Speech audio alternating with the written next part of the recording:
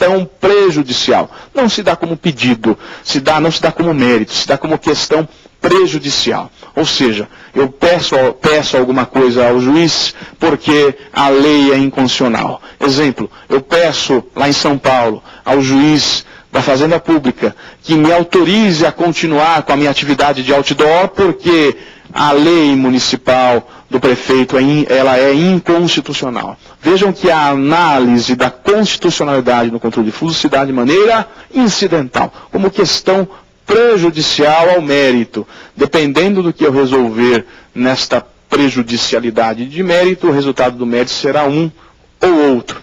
Então vejam, a grande marca do controle difuso é a aplicação do artigo 469, inciso 3, do Código de Processo Civil.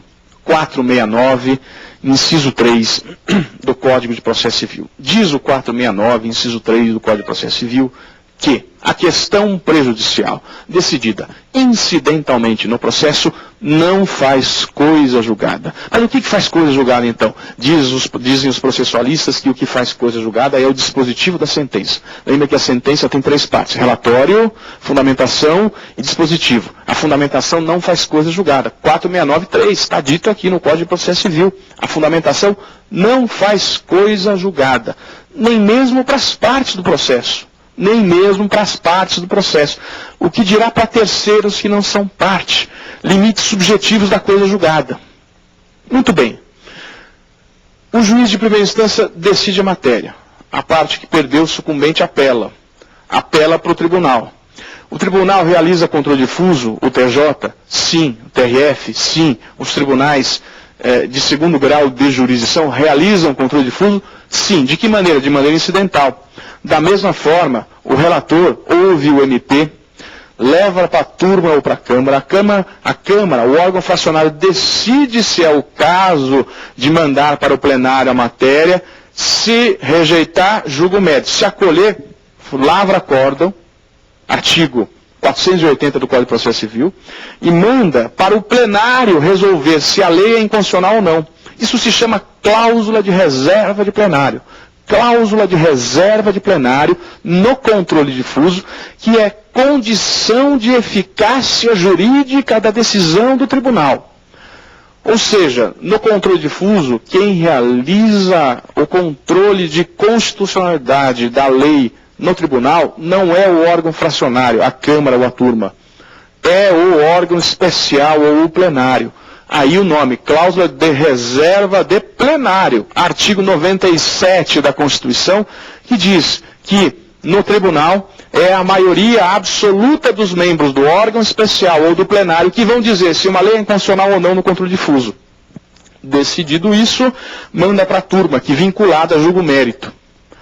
Julga o mérito para quem? Na ação de João contra Maria.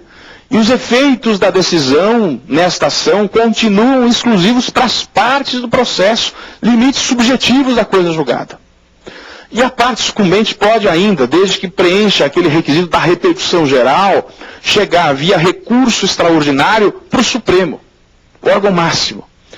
E o Supremo, da mesma maneira, sorteia para uma turma, uma das turmas do Supremo, sorteia o relator suscita a questão de ordem, se for o caso, manda para o pleno, resolve incidentalmente, volta para a turma, julga o mérito, lavra acórdão. Esta decisão definitiva do STF, este acordo tem efeitos entre as partes do processo, limites subjetivos da coisa julgada. O efeito da imutabilidade dos efeitos da sentença, diz Liebman, valem para as partes do processo. Quem pôde, em contraditório, exercer a sua ampla defesa. Quem teve, à luz da doutrina americana, o seu day in the court, o dia na corte, pôde se manifestar. Aliás, esta ideia de que a sentença não pode prejudicar terceiros que têm o interesse jurídico, está na súmula número 3, súmula vinculante, que fala que quando o Tribunal de Contas vai cancelar alguma gratificação dada e isso vai atingir terceiros, que esses terceiros tenham que ser ouvidos em razão do contraditório e da ampla defesa, que não foram parte, não puderam se manifestar. Então o que eu quero dizer com isso tudo é que é esta a principiologia, ou seja, toda decisão vale para as partes do processo, efeitos subjetivos da coisa julgada. E para as partes do processo, a regra é que os efeitos do controle difuso serão interpartes e por regra ex tunc, por regra retroativo. Por quê? Se a lei é inconstitucional, a lei ela é nula. Se a lei é inconstitucional, ela nasceu inconstitucional. Ela já nasceu assim.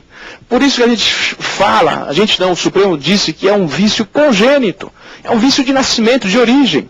Ela já nasceu inconstitucional. E uma lei que nasceu inconstitucional, ela, pelo menos é uma tendência que o Supremo já fortaleceu, não pode se corrigir. Há algumas exceções que o Supremo começa a modular.